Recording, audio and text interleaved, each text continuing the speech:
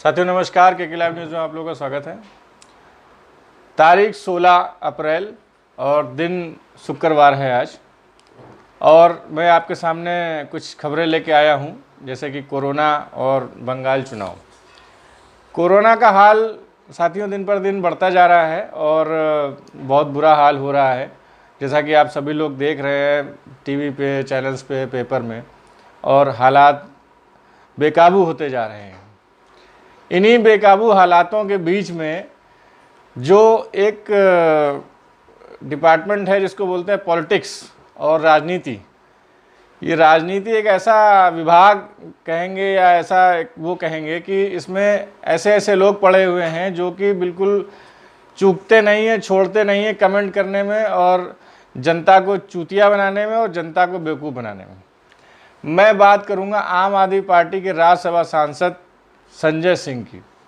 संजय सिंह उत्तर प्रदेश के प्रभारी हैं आम आदमी पार्टी के, और उन्होंने फेसबुक पे एक पोस्ट डाला है कल।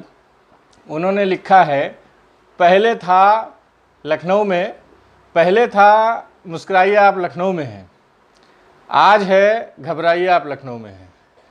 तो ये जो पोस्ट उन्होंने डाला है, जो कमेंट उन्होंने किया है, ये कमेंट एक सोचने वाली बात है कि क्या ऐसा कमेंट एक राज्यसभा सांसद के लेवल के नेता को करना चाहिए? क्या ऐसा कमेंट एक आम आदमी पार्टी के जो प्रभारी हैं उत्तर प्रदेश के, क्या उनको ऐसा कमेंट करना चाहिए? ये एक सोचने का विषय है, और इसमें कहीं ना कहीं जनता की बेइज्जती है और कहीं ना कहीं जो लखनऊ की पब्लिक है उसका कहीं ना कहीं से उपहास किया जा रहा है। तो राजनीति में आम जनता का उपहास करना कहाँ तक सही है, कहाँ तक गलत है, ये नेताओं के ऊपर डिपेंड करता है, उनकी बुद्धि पर डिपेंड करता है, उनके दिमाग पर डिपेंड करता है। क्या कर सकते हैं? ऐसे बहुत से नेता हैं जो बोलते रहते हैं। संजय सिंह आम आदमी पार्टी की छवि को कितना बना रहे हैं, कितना बिगाड़ रहे हैं उत्तर प्रदेश में, ये तो सभी लोग जान रहे हैं अच्छी तरीके से। मगर उन्होंने जो बयान दिया है, ये बयान उनका विवादित बयान है और ये ठीक नहीं है बयान। बल्कि उनको अपनी निधि से कुछ पैसा खर्चा करना चाहिए यहाँ पे। अगर वो प्रभारी हैं, अगर उनको पार्टी की इतनी चिंता है, तो उनको पार्टी फंड से या अपने तरफ से, अपनी निधि से कुछ पैसा लगाना चाहिए, जनता की सेवा करनी चाहिए। मैं अपने चैनल के माध्यम से जानना चाहता हूँ कि उनकी पार्टी के कार्यकर्ता और वो खुद जो प्रभारी हैं उत्तर प्रदेश के, वो लखनऊ की और उत्तर प्रदेश की जनता के लिए क्या कर रहे हैं, क्या सेवा भाव है उनके अंदर, क्या उन्होंने अभी तक किया है। अगर कोई सुन रहा हो तो इस पे बयान दे और बताए कि उन्होंने क्या किया है उत्तर प्रदेश की जनता के लिए। अब आगे बढ़ते हैं साथियों। कोरोना का कहर दिन पर दिन बढ़ता जा रहा है। मैं लखनऊ का अपडेट आपको बताऊं, पिछले एक हफ्तों में कोरोना ने अपनी संख्या दिन प्रतिदिन कई गुना बढ़ा दी। 8 अप्रैल का मैं आपको बता रहा हूँ, 8 अप्रैल का जो ग्राफ था कोरोना का, 8 अप्रैल में 2369 केसेस पॉजिटिव पाए गए थे लखनऊ के अंदर, जिसमें मृत्यु हुई थी 11। अभी मृत्यु का ग्राफ ऑन पेपर 11 बता रहे हैं। मैं मृत्यु का ग्राफ आपको एक्चुअल बताऊंगा तो आप सोचेंगे कि हाँ, क्या सत्य है क्या गलत है। 9 तारीख का 2934 कोरोना पॉजिटिव का ग्राफ आया था, मृत्यु हुई थी 14। 10 तारीख को 4059 कोरोना पॉजिटिव था, मृत्यु हुई थी 23। 11 को 4444 का ग्राफ था, मृत्यु हुई 31। 12 को 3892 केस थे, मृत्यु हुई 21। 13 को 5382 केस हुए, मृत्यु हुई 18। 14 को 5433 केस हुए, मृत्यु हुए 14। 15 तारीख को कल की डेट में 5183 केस पॉजिटिव पाए गए और मृत्यु हुई 26 मृत्यु हुई कल, और 50 लोगों की शमशान में अंत्येष्टि की गई।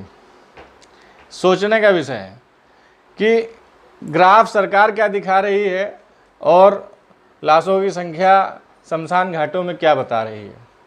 ये खुद सबको दिख रहा है और सब लोग अच्छे से जान रहे हैं। ये कंडीशन आ गई है कि जो इलेक्ट्रिक क्रिमिनेशन का जो मशीन है, जो विद्युत सौदागर है, उसकी चिमनी तक पिघलने की नौबत आ गई। बल्कि उसकी चिमनी पिघल तक गई है, पिघलने लगी है। अब क्या वॉल्यूम है, क्या आप बता सकते हैं कि 11 और 14 लाशें अगर आएंगी किसी शमशान घाट में, तो क्या उसकी चिमनी जलने लगेगी या लकड़ी कम पड़ जाएगी? आप सभी लोग अच्छी तरह से जानते हैं कि कम से कम 50 से 60 मृत्यु, 70 मृत्यु पर डे हो रही हैं लखनऊ के अंदर, सिर्फ लखनऊ के अंदर। अब मैं आगे बढ़ता हूं और आपको बताता हूं बंगाल चुनाव में क्या हो रहा है। बंगाल चुनाव में कई लोगों ने कयास लगाए थे कि चुनाव स्थगित हो जाएंगे कोरोना की वजह से, मगर नहीं, चुनाव आयोग ने मना कर दिया और उसने कहा है जिन चरणों में चुनाव होने हैं, चुनाव नहीं टलेंगे, उन्हीं चरणों में चुनाव होंगे।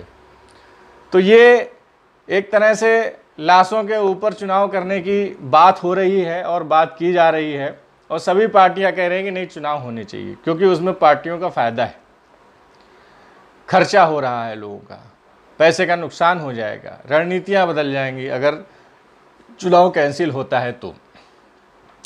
भाजपा के जो वहाँ पे कार्यकर्ता लगे हुए हैं, मैं आपको बता दूं अभी 6 रैलियां होनी हैं माननीय प्रधानमंत्री नरेंद्र मोदी की चुनाव बंगाल में।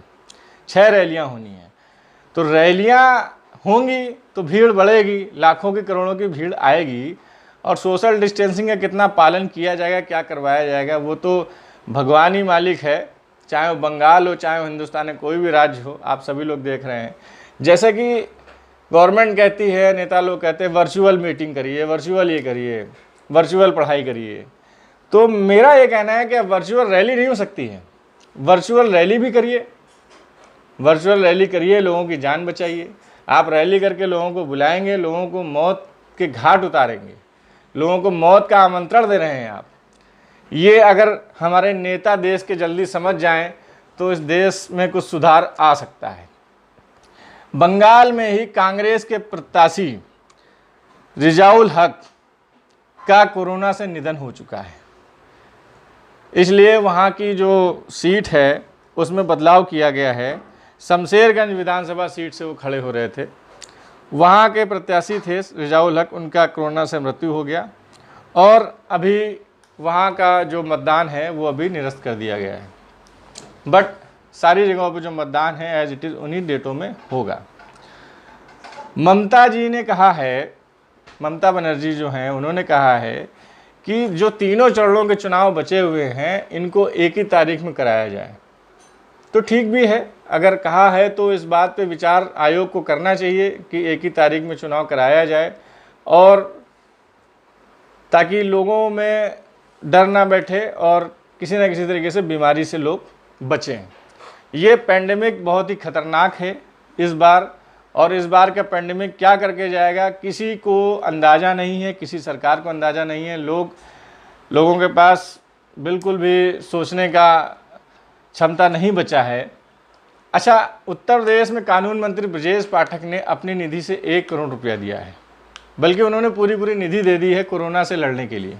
ये बहुत ही अच्छी और सराहनीय खबर है, और मैं अपने चैनल के माध्यम से उनको बधाई और धन्यवाद भी देना चाहूँगा जनता की तरफ से कि उन्होंने ऐसा कदम उठाया। लखनऊ की जनता के लिए बहुत ही सराहनीय कदम है। ऐसा ही नेता चाहिए हम लोगों को, ऐसे ही लीडर्स चाहिए जो कि जनता की फिक्र करें, जनता की चिंता करें और जनता के लिए खड़े हों, क्योंकि जनता ही उनको जिताती है और जनता ही उनको सर पे बैठाती है, जनता ही उनको राजा बनाती है। तो लोकतंत्र में सबसे बड़ा राजा जो है वो जनता है, प्रजा है। अगर प्रजा ही परेशान है तो राज करके क्या फ़ायदा। लाशों पे राज करना कहाँ तक सही है, कहाँ तक गलत है, ये तो वक्त ही बताएगा। आज के लिए इतना ही, बहुत बहुत धन्यवाद।